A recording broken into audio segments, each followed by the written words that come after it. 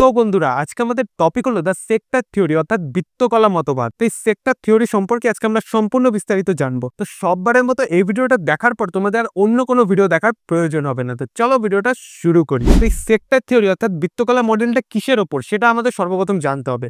তো বৃত্তকলা মডেলটি হলো একটা নগরের ওপর অর্থাৎ নগরের স্ট্রাকচারের ওপর, নগরটা কিভাবে গঠন হবে তার স্ট্রাকচারের উপর ভিত্তি করে এই বৃত্তকলা মডেলটি তৈরি করা হয়েছে।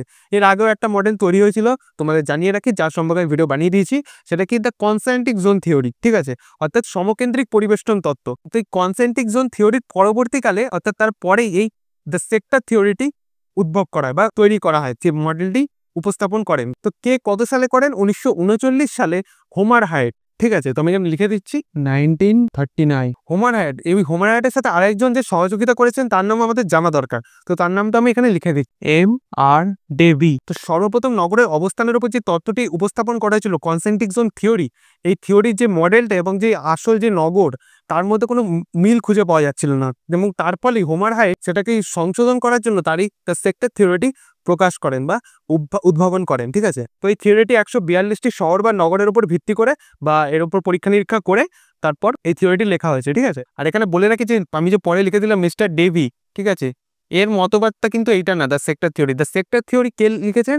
শুধুমাত্র হোমার হায়েট, কিন্তু আরেকটা মতবাদ তার পাশাপাশি কেন্দ্র করে লেখা হয়েছিল, ঠিক আছে, কিন্তু সেটা অতটা উল্লেখযোগ্য হয়ে ওঠেনি বা সেটা প্রতিষ্ঠিত হয়ে ওঠেনি, ঠিক আছে। সেটা হলো মিস্টার ডেভি, ঠিক আছে, বোঝা গেল। কিন্তু আমাদের যেটা আজকের টপিক দ্য সেক্টর থিওরির যে উদ্ভাবক তিনি হলেন হোমার হায়েট। তো এবার আসি অ্যাজাম্পশন অ্যান্ড প্রিন্সিপালস। তো আমি এখানে লিখে দিই এখানে পয়েন্টটা। তো অ্যাজাম্পশন অ্যান্ড প্রিন্সিপালস অর্থাৎ ধারণা এবং সূত্রাবলী। তো হোমার হায়েট বেশ কিছু ধারণা বা সূত্রকে সামনে রেখে এই মতবাদটি প্রকাশ করেছেন।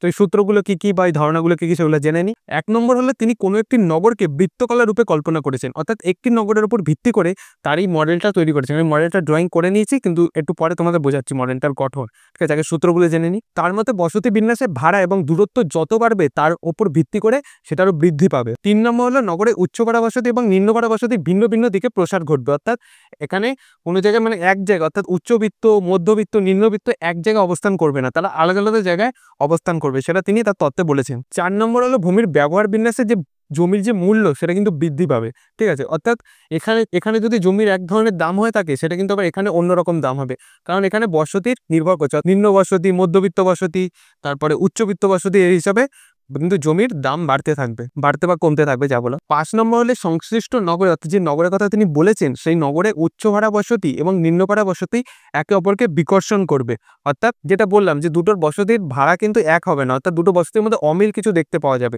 তো সেটাই বলা হয়েছে। তো এবার জেনে নিই ফরমেশন বা গঠন। তো হোমার হায়েট তার এই সেক্টর থিওরি বা তার এই মডেলে 5টি বলয়ের কথা বলেছেন। তো 5টি বলয় কি কি সেগুলো আমি এখানে ড্রয়িং করে দিয়েছি, একটা একটা করে তোমাদের নাম্বারিং করে বুঝিয়ে দিচ্ছি। এই যে এটা হলো 1, আমি এখানে লিখে দিচ্ছি। তো তার বলয়ের যে নামগুলো দিয়েছেন সেগুলো হলো সেক্টর 1 ফার্স্ট, যেটা এটা হলো সেক্টর 1। মাঝখানে যে গোল জায়গাটা এখানে কি বলেছেন যে বার্জেস অর্থাৎ সমকেন্দ্রিক তত্ত্বে যেরকম বলা হয়েছিল যে মাঝখানে হবে সিবিডি অর্থাৎ সেন্ট্রাল বিজনেস ডিস্ট্রিক্ট, এখানেও ঠিক সেম সেক্টর 1-এ তিনি বলেছেন যে কেন্দ্রে হবে সেন্ট্রাল বিজনেস ডিস্ট্রিক্ট, এখানেই নানান উচ্চ লেভেলের কাজগুলো করা হবে, যেমন এখানে আদালত, বড় বড় হোটেল, নানান বড় বড় অফিস যেসব হয়ে থাকে সেই সব, এবং নানান বহুতল ফ্ল্যাট, সেগুলোই কেন্দ্রীয় বাণিজ্য অঞ্চলে গড়ে উঠবে, ঠিক আছে, তিনি বলেছেন। 2 নম্বর হলো সেক্টর 2। তো সেক্টর 2 কোনটা হবে? সেক্টর 2 হবে হলো এইটা,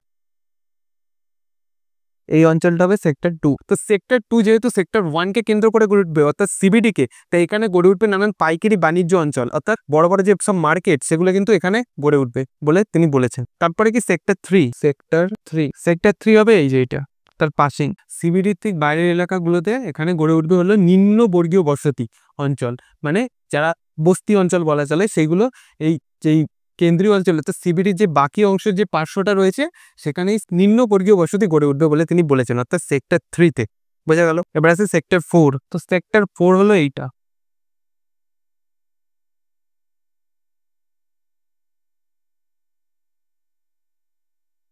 তো হায়েটের মতেই নিম্নবর্গীয় বসতি থেকে দূরবর্তী অঞ্চলে এই চতুর্থ বলয়টি অবস্থান করবে, আর এখানে অবস্থান করবে মধ্যবিত্ত মানুষজন, ঠিক আছে।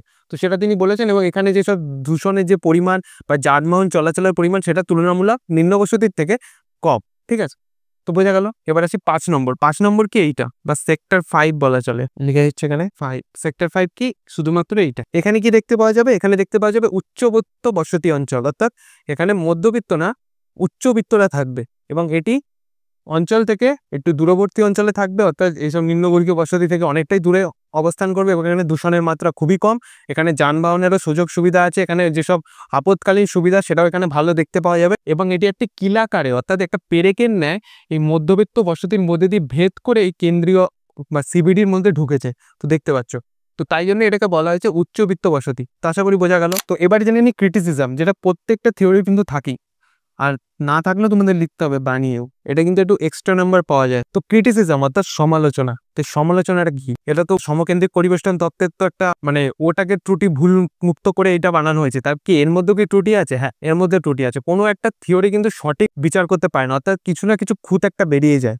তো সেগুলো আমাদের আইডেন্টিফাই করাটা দরকার। তো তার জন্য এই সমালোচনাটা লিখতে হবে। তো 1 নম্বর সমালোচনা হলো এই যে তত্ত্বটি, এটা কিন্তু যারা নিত্যযাত্রী রয়েছে অর্থাৎ যারা প্রতিদিন শহরে পাড়ি দেয় তাদের কথা মাথায় রেখে করা হয়নি, ঠিক আছে? এটা মানে একটা ওপর করে দিয়ে ছেড়ে দেওয়া হয়েছে, ঠিক আছে? এটা আবার 2 নম্বর সমালোচনা বললে তোমরা বুঝতে পারবে। 2 নম্বর সমালোচনা হলো এখানে যে গাড়ি মারফত যে যাতায়াতের ব্যবস্থা তার ব্যাপারে কোনো উল্লেখ নেই, যে কিভাবে হবে, ভাড়া, এইসব নিয়ে কোনো কথা এখানে উল্লেখ নেই। 3 নম্বর সমালোচনা উচ্চবিত্ত এবং নিম্নবর্গ বসতির মধ্যে যে ভাড়া, তার মধ্যে কিন্তু একটু দ্বিমত প্রকাশ করা গেছে, ঠিক আছে? অর্থাৎ নানান বিজ্ঞানী বা নানান ভৌগোলিকরা এর মধ্যে সমালোচনা করেছেন। 4 নম্বর এবং লাস্ট সমালোচনা হলো এই তত্ত্বটি অর্থাৎ এই মডেলটি শুধুমাত্র শিল্পনগরের ক্ষেত্রেই প্রযোজ্য। এটা কিন্তু কোনো একটা মানে নর্মাল যেসব নগর হয়ে থাকে বা কোনো একটা অন্য ক্ষেত্রে যেসব নগর সেসব ক্ষেত্রে প্রযোজ্য নয়, এটা শুধুমাত্র শিল্প ক্ষেত্র নগরের জন্যই প্রযোজ্য। তো আজকে আমাদের টোটালি দ্য সেক্টর থিওরিটা কমপ্লিট হলো, অর্থাৎ বৃত্তকলা মডেল। আশা করি তোমরা খুবই সহজে বুঝে গেছো। আর তোমরা নেক্সট কোন ভিডিও দেখতে চাও, অর্থাৎ কোন থিওরি বা